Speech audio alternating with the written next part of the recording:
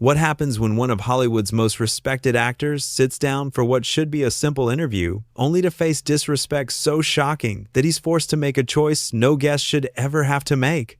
In just 38 seconds of one comment, Stephen Colbert managed to cross a line so severe that Denzel Washington did something he's never done in his entire career. He walked off, mid-interview, cameras rolling, audience gasping. And what led to that moment? Well, that's what we're about to unpack. The Late Show set was buzzing with its usual energy. The audience was packed, excited to see Denzel Washington, an actor who rarely does talk shows, sitting down for what everyone assumed would be a fun, lighthearted conversation. Stephen Colbert walked out to thunderous applause, his signature grin plastered across his face. Denzel followed, waving to the crowd, looking sharp in a tailored navy suit. The two shook hands, and Denzel took his seat. "Denzel Washington, everybody," Colbert announced, clapping along with the audience. "Thank you so much for being here. I know you don't do a lot of these." "I appreciate the invitation," Denzel replied, his voice calm and warm. "Good to be here." Colbert leaned back in his chair, his tone casual. "So, you've got a new movie coming out. Another incredible performance, I'm sure. But before we get into that, I have to ask, do you ever get tired of being, Denzel Washington?" The audience laughed. Denzel smiled politely, though there was a flicker of confusion in his eyes. "Tired of being myself?" "Yeah, like, you're this icon, this legend," Colbert continued, gesturing broadly. "Everyone looks up to you. Does it ever feel like a burden? Like you can't just be a regular guy?" Denzel shifted slightly in his seat. "Well, I think I'm pretty regular. I go home, spend time with my family, live my life. I don't really think about it that way." Sure, Colbert said, nodding, though his tone suggested he didn't quite believe it. "But come on, you've got to admit, there's a certain pressure that comes with being, let's say, the face of excellence for a whole community." There was a pause. The audience grew quieter. Denzel's expression remained composed, but his jaw tightened just a fraction.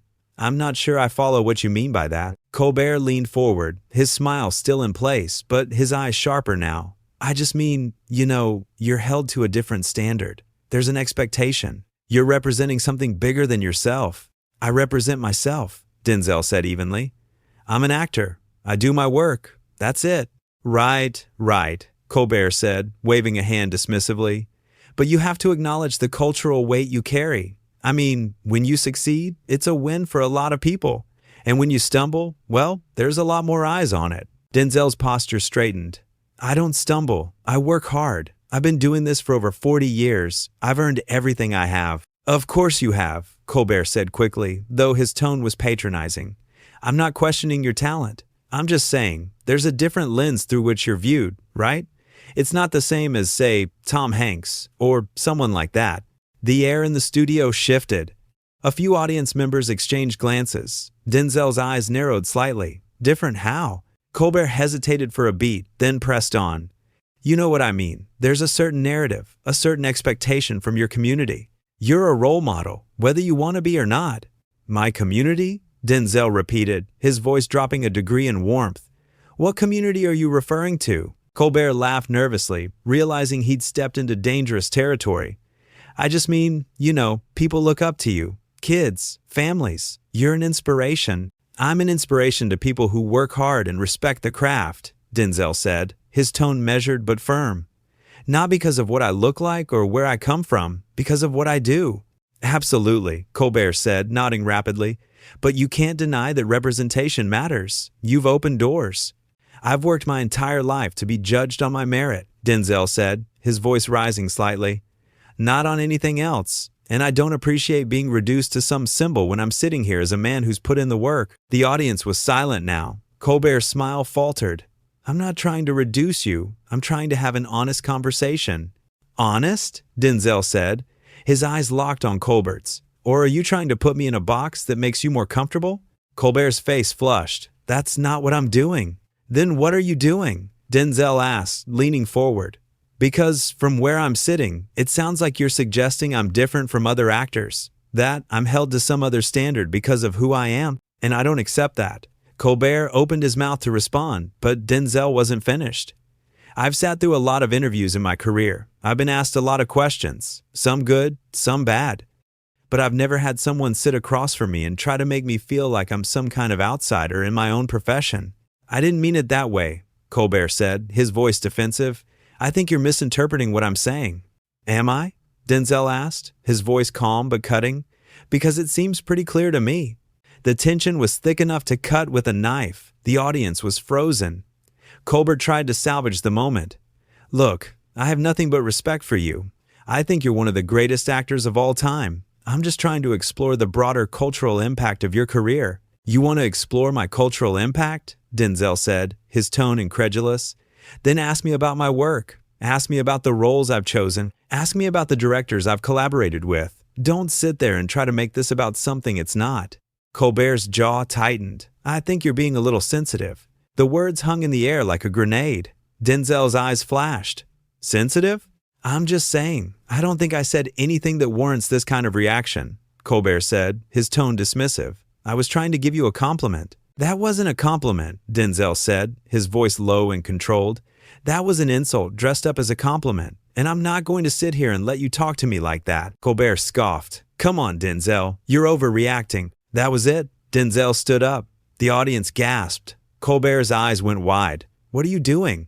"I'm done," Denzel said simply, reaching up to remove his microphone. "I don't need this." Wait, Colbert said, standing as well, his hands raised in a placating gesture. "Let's just take a breath. We can talk this out." "There's nothing to talk out," Denzel said, his voice firm but not angry. "You've made it clear how you see me, and I don't need to sit here and be disrespected on national television." "I wasn't disrespecting you," Colbert protested, his voice rising. "I was having a conversation." "A conversation requires mutual respect," Denzel said, setting his microphone on the chair. "And you lost mine about 5 minutes ago." The crew members stood frozen, unsure whether to intervene. The audience was dead silent, watching the confrontation unfold in real time. Colbert's face was red, a mix of embarrassment and frustration. "This is ridiculous. You're making a scene over nothing." "Nothing?" Denzel repeated, turning back to face Colbert. "You just told me I'm being sensitive for standing up for myself. You tried to put me in a box. You dismissed my career as some kind of cultural obligation instead of recognizing it for what it is. And now you're telling me I'm overreacting?" Colbert's mouth opened and closed, no words coming out. Denzel shook his head. "I've been in this business long enough to know when someone is trying to diminish me, and I'm not going to stand for it. Not from you, not from anyone." "I think you're twisting my words," Colbert said weakly. "Your words spoke for themselves," Denzel said. He turned toward the side of the stage, ready to leave. "So that's it?" Colbert called after him, his voice tinged with desperation and anger. "You're just going to walk off?" Denzel paused, looking back one last time. "I came here to talk about my work. You made it about something else. So, yeah, I'm walking off." And with that, he stepped off the stage. The audience sat in stunned silence. A few people started to clap, unsure of what else to do. Colbert stood there, his face a mask of shock and indignation.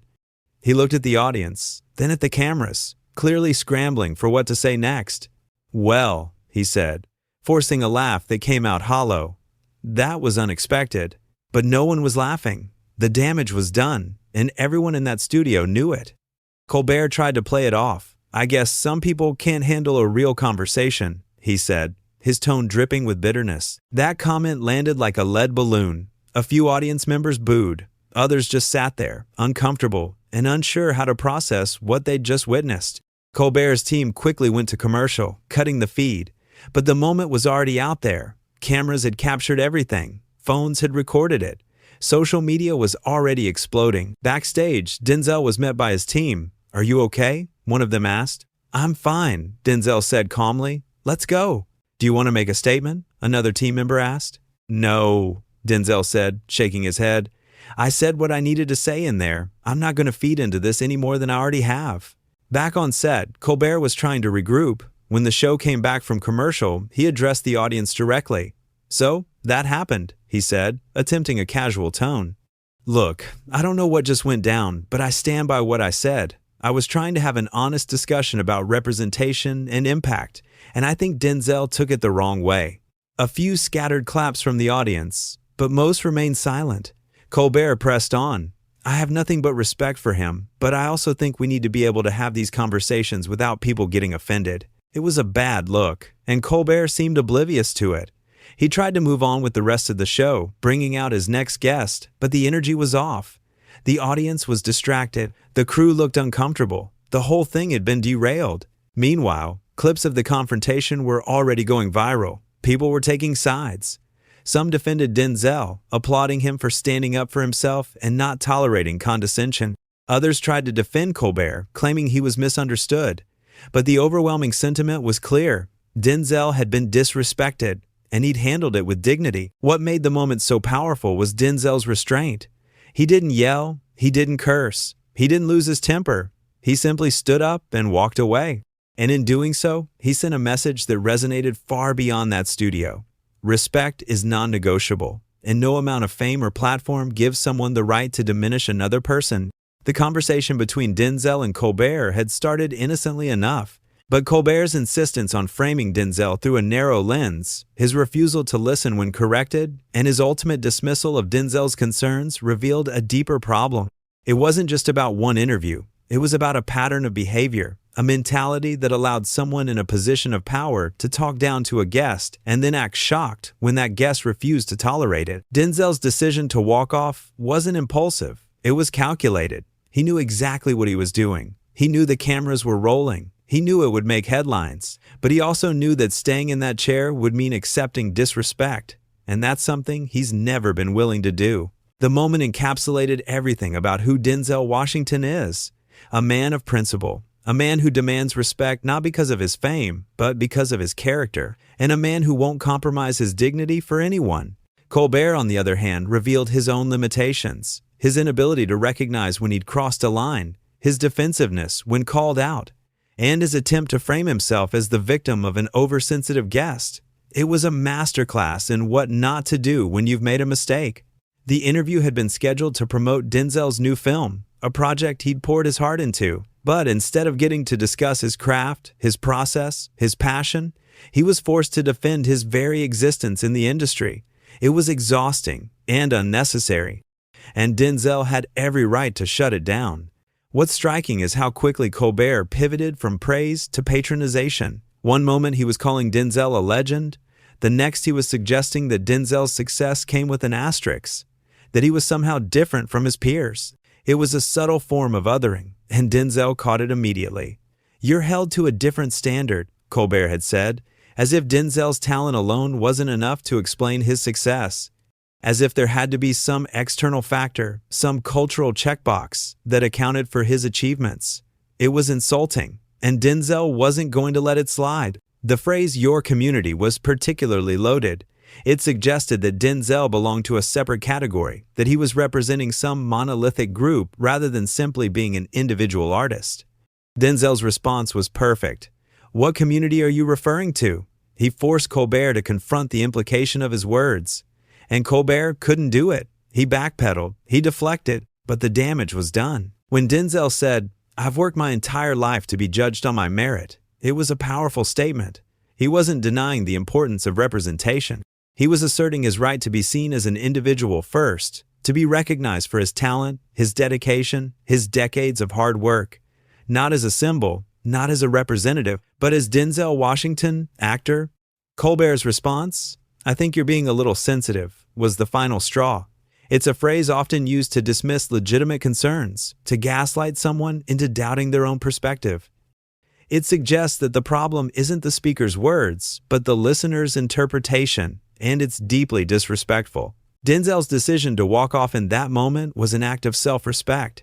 He could have stayed. He could have tried to smooth things over. He could have played along for the sake of the show, but he chose not to. He chose to prioritize his dignity over the comfort of everyone else in that room. The audience's reaction was telling. The gasps, the silence, the scattered applause. They knew they were witnessing something significant. This wasn't a typical celebrity spat. This was a man standing up for himself in real time, refusing to be diminished, and doing it with grace. Colbert's attempt to salvage the situation only made things worse. "I guess some people can't handle a real conversation," he'd said after Denzel left. It was petty, it was defensive, and it completely missed the point. The issue wasn't that Denzel couldn't handle a conversation. The issue was that Colbert couldn't handle being called out. What the moment ultimately revealed was a clash of perspectives. Denzel saw himself as an artist first. Colbert saw him as a cultural figure first. And when Denzel tried to correct that framing, Colbert doubled down. He insisted on his interpretation. He refused to listen. And that's where everything fell apart. In the entertainment industry, there's an unspoken rule that guests are supposed to play along. They're supposed to laugh at the host's jokes, answer the questions, promote their project, and leave. But Denzel broke that rule. He refused to participate in his own diminishment. And in doing so, he reminded everyone watching that some things are more important than playing the game. The interview was supposed to last about 15 minutes. It barely made it past 8. But in those 8 minutes, more was revealed about both men than hours of conversation could have shown. Denzel's integrity, his boundaries, his refusal to accept less than he deserves, and Colbert's blind spots, his assumptions, his inability to see beyond his own perspective. When Denzel removed his microphone and set it on the chair, it was a symbolic gesture. He was literally unhooking himself from the conversation. He was taking back control, and there was something deeply powerful about that simple act. Backstage, Denzel's calm demeanor was remarkable. No ranting, no venting, just a quiet resolve to move forward. He'd said what he needed to say. He'd made his point, and now he was done. It was the behavior of someone who knows their worth and doesn't need external validation. Colbert's post-walk-off comments showed a lack of self-awareness. "I stand by what I said," he declared, "but standing by your words doesn't make them right. It just makes you stubborn." And his insistence that Denzel had taken it the wrong way was classic deflection. It placed the blame on Denzel rather than examining his own role in the conflict. The phrase, "I was trying to have an honest conversation," is often code for, "I want to say whatever I want without consequences." True, honest conversations require listening as much as speaking. They require being open to correction. They require humility. And Colbert demonstrated none of those qualities. What made Denzel's walk-off so impactful was its rarity. He's done countless interviews over his career. He's faced tough questions. He's dealt with controversial topics. But he's never walked off. This was a first. And that made it clear just how far over the line Colbert had stepped. The contrast between the two men couldn't have been starker. Denzel, composed and principled. Colbert, flustered and defensive. Denzel, speaking from a place of earned authority. Colbert, speaking from a place of assumed superiority. It was a masterclass in how to handle disrespect versus how not to handle being called out. When Colbert said, "I have nothing but respect for you," right after disrespecting him, it highlighted the disconnect. Respect isn't just something you claim, it's something you demonstrate. And Colbert's actions contradicted his words at every turn. The walk-off became a defining moment, not just for Denzel, but for anyone who's ever been in a situation where they had to choose between maintaining peace and maintaining dignity. Denzel chose dignity, and he did it in front of millions of people. The silence that followed Denzel's exit was deafening. No music, no applause. Just the sound of a man's footsteps as he walked away from a situation that didn't serve him. It was powerful in its simplicity. Colbert's scramble to fill the dead air was painful to watch. He tried humor. He tried indignation. He tried playing the victim. None of it worked. Because everyone in that studio and everyone watching at home knew exactly what had happened. A guest had been disrespected, and that guest had refused to accept it. The interview that was supposed to showcase Denzel's latest work instead became a showcase of his character. And while that might not have been the plan, it was perhaps even more valuable because it reminded people of something essential. Talent is important. Success is important, but self-respect is everything. Denzel Washington walked onto that stage as one of the most respected actors in the world. He walked off as a man who just reminded everyone why that respect is so well-deserved. Not just because of what he does on screen, but because of who he is off it. And Colbert? He was left standing on that stage, alone, trying to make sense of what had just happened. But the truth is, it wasn't that complicated. He'd crossed a line. He'd been called on it, and he'd refused to acknowledge it. The consequences were swift and severe.